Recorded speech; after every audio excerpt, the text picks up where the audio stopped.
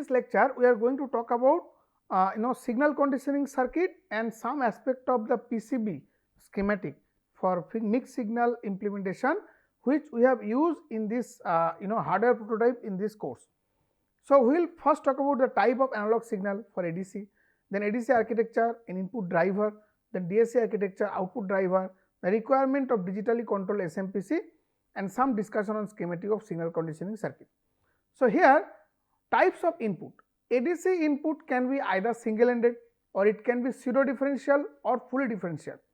So, under single-ended we can have also single-ended unipolar, single-ended bipolar. Then similarly under pseudo differential you can have a bipolar, unipolar or true bipolar, or you can have a fully differential in terms of true bipolar or just a fully differential. Now, if you take a single-ended input, that means generally the ADC input are set that the negative terminal of the analog input is set to 0 ground and the positive terminal we apply the input signal. Then in case of differential signal, we use a differential signal, that means the midpoint and then we actually generate the difference. So, you need a differential converter, that means single-ended to differential conversion, or if you have a directly available differential data, you can just plug in here. Now, in single-ended we are talking about the signal will vary from 0 to some positive. So, it is a unipolar, that means the signal will always vary between 0 to 5 volt or 2 volt. In general CMOS architecture it is generally 2 volt, 0 to 2 volt. The IC we are using it is 0 to 2 volt. Then the single-ended also have a bipolar, that means you can have the signal varying from minus 5 volt to plus 5 volt, that is also single-ended. Okay.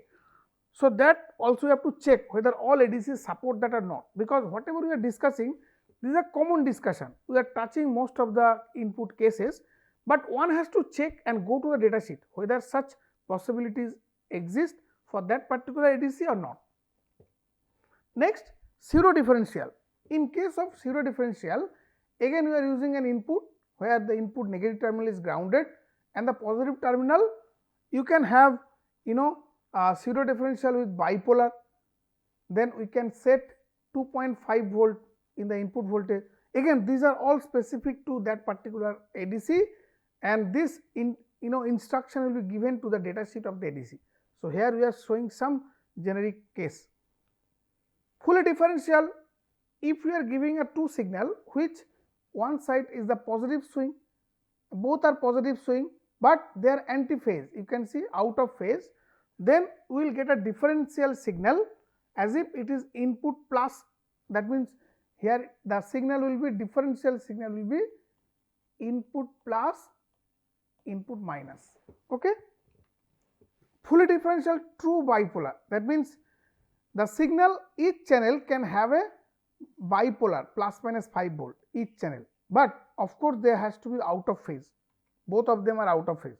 Now, in case of voltage mode control buck converter, we are talking about the error voltage, right.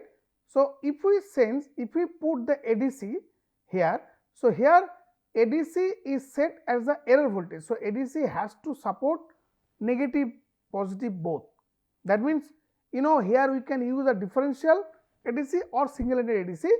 If it is a single-ended ADC, then also the single-ended ADC should support both bipolar signal that we have discussed. And if we sense the inductor current, right. So, inductor current we are sensing across a sense resistance, so it is a differential input. So, you can use a differential ADC and or we can have a differential driver which will convert the differential signal into single-ended and then we can give it to ADC. And we will be talking about the ADC, which before that we need to have an ADC input driver. Okay. The advantage of single-ended, single-ended inputs are available and they are very cost effective, and you can have only one input terminal and there is no differential, there is no requirement to have a separate op-amp for converting single-ended to differential signal.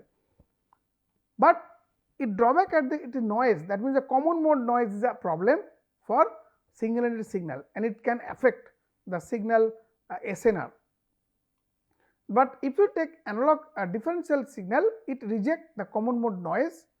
so that you can get clean signal, and also it has a good performance, particularly when you are dealing with very small signal, particularly when you are talking about biomedical signal or other signal where the signal can be corrupted by noise. So, it is better to use a differential configuration. But the drawback is that it is a costly, you need a separate arrangement for converting signal into differential, and also you need 2 pins of the ADC. Now, the AD8183, this is the ADC driver, input driver of the analog to digital converter. So, in order to optimally use the ADC, that means we need various things. That means we need to ensure that ADC terminal should not be loaded, and if we use a differential ADC configuration, then in it this has to be a differential conversion should be possible. That means this ADC driver act like a single ended or differential ended too. So, that means it can convert into differential, and it act like a flexible interface between actual signal, sent signal to the ADC. So, the input driver of the ADC that we are using in our course, the hardware kit, we are using AD8183, that is the input driver for the A to D converter, that we will be talking what is the architecture of ADC, that we will discuss, but this is a driver that we have considered for our hardware. The pin configuration, if you go to this, now we are talking about ADC driver. So, this is AD8183, and we can accordingly set the pin, and this pin configuration will be available in the data sheet. Now, if you are talking about ADC driver schematic, so this is a schematic that we have used for making our PCB of the signal conditioning board. So, this is a driver circuit, and we have used a positive terminal. Suppose if you are using a sense output voltage, and then we have used a negative terminal as the ground terminal, which is the analog ground, and then we have used some filter arrangement to make sure that we can attenuate some noise, because we are talking about the sense voltage, and sense voltage we may use a resistive divider at the output terminal, but after that we should put a low pass filter, so that we try to attenuate the effect of high frequency noises, switching noises. Then the driver and the output of the driver goes to the ADC. Then if you talk about, this is the ADC that we have considered for our hardware case study, and this is analog device AD9215, and this driver has digital interface, which is a parallel interface, and it is a 10-bit ADC. You can see 10-bit ADC, where it has D0 to D9, D0 is the LSB and D9 is the MSB. Then for detail you can go to the product data sheet. So, for the schematic of the ADC, we are taking the 2 signal from the ADC driver. Now, these 2 are the differential signal, and they have connected accordingly their Vin plus and Vin minus terminal, and then the remaining circuit that we have made according to the recommendation made by this particular device, particular part number, and we have made this PCB schematic, and that is used to making our PCB. Next, the feature. This ADC offer 3 volt supply, single supply, that means this supply is common for both analog and digital, because you may find different type of ADC. Some ADC may have a dual supply rail, one rail for analog channel and another rail for the digital channel, because sometimes we need a different logic level, logic voltage level for the digital. So, some ADC may have a dual rail supply, but if you have a single rail, that means the output higher voltage, that means if you have a logic out 1 which corresponds to 3.3 or 3 volt. So, if you want to convert into 1.8 volt logic voltage, then you need to use additional buffer circuit, where you can have a 2 different rail buffer circuit, that is possible. That means, if you convert into one CMOS technology to other technology, you can use a digital buffer which can convert the voltage level to another voltage level. But this ADC has a single rail, and it accepts differential input signal with a high bandwidth, and it has all this, and it accepts the offset binary or 2s complement, and depending upon the setting that you are making at the ADC, and that you have to be very careful for this understanding whether how to set offset binary or 2s complement. One need to go to data sheet of this particular device, but in our case we are using 2s complement. And flexible analog voltage, analog channel Generally we have a 2 volt peak to peak, that is why it is a CMOS technology. But if you use in differential configuration, it can be from -1 to +1 volt, or in single ended you can set it to 0 to 2 volt also. Timing diagram of the ADC, this ADC what AD9 to 15, we are using a pipeline ADC. This is a pipeline ADC. This ADC we have made pipeline because if we want to convert multiple, you want to digitize multiple signal, it is possible. You can put an analog mux at the input, and then you have to synchronize at the output side of the digital and analog, you have to synchronize. But interesting point here, in pipeline we have discussed the conversion time depends on the number of pipeline cycle. It is not absolute like in like a flash ADC or SAR ADC, where the conversion time is more or less given in the data sheet, but here the conversion time depend on the pipeline cycle. So if we use a high frequency clock, that means let us say it is a 5 cycle of the T clock, where this is the time period of the T clock. So the 5 cycle is the ADC conversion time. For example, I am just taking the raw data, but it may be larger. If we use a high frequency clock, the T clock we can, if we reduce, that means we are increasing the clock frequency, then we can reduce the ADC conversion time. That means this will lead to T ADC conversion time will also get reduced, but at the cost of higher sampling rate, the power loss of the pipeline ADC can increase. So you have to be careful. Similarly, so that means if you try to sample here, first there will be an acquisition time.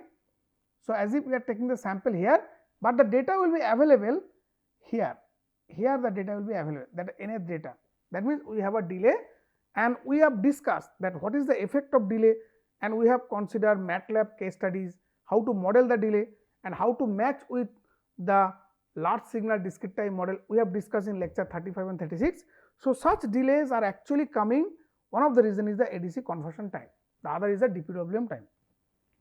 So that means if we are using here 100 megahertz clock, or we can reduce the clock. 100 megahertz is too fast, depending upon this ADC that architecture using, it support like 80 mega sample.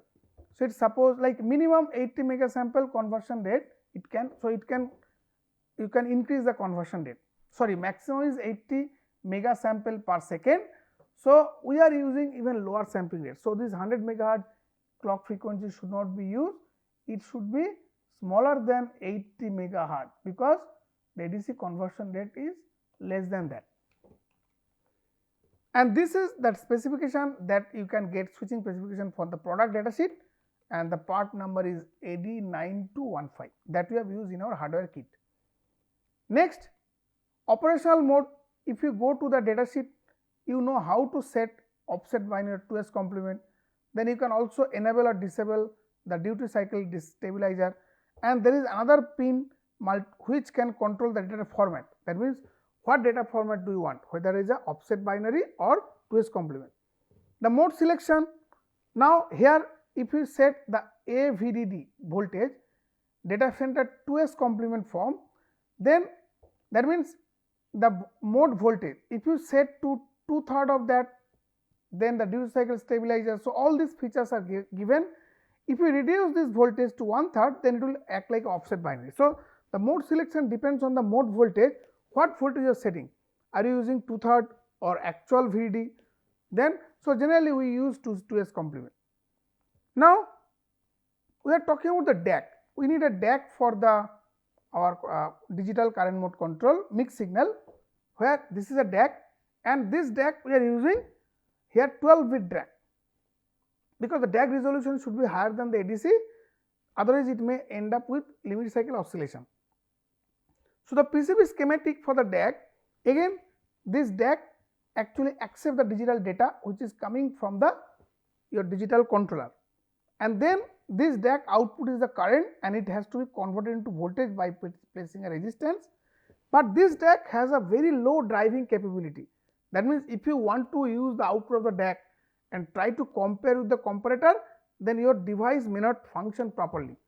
So in order to support that, but this DAC is very fast, it support up to 125 mega sample per second, 12-bit resolution, and but the current carrying capability varies from 2 milliampere to 20 milliampere. So, and it also on chip reference. So, it has single supply, we can use 3 volt, and we are using SOIC or TSSOP package as trigger latches.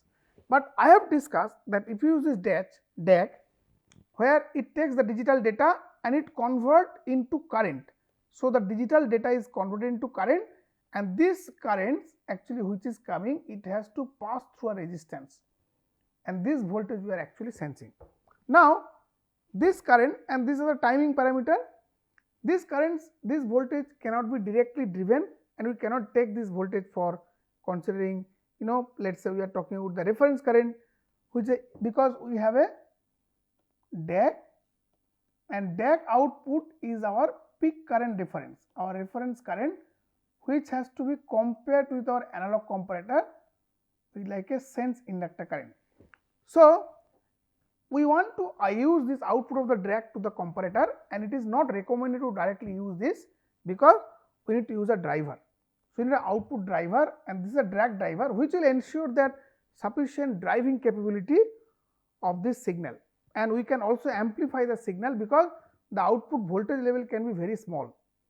So, this is a differential to single ended, and then because the output of the DAC is a differential one, then it actually supply fuel can be adjustable because the DAC we need to also get bipolar signal.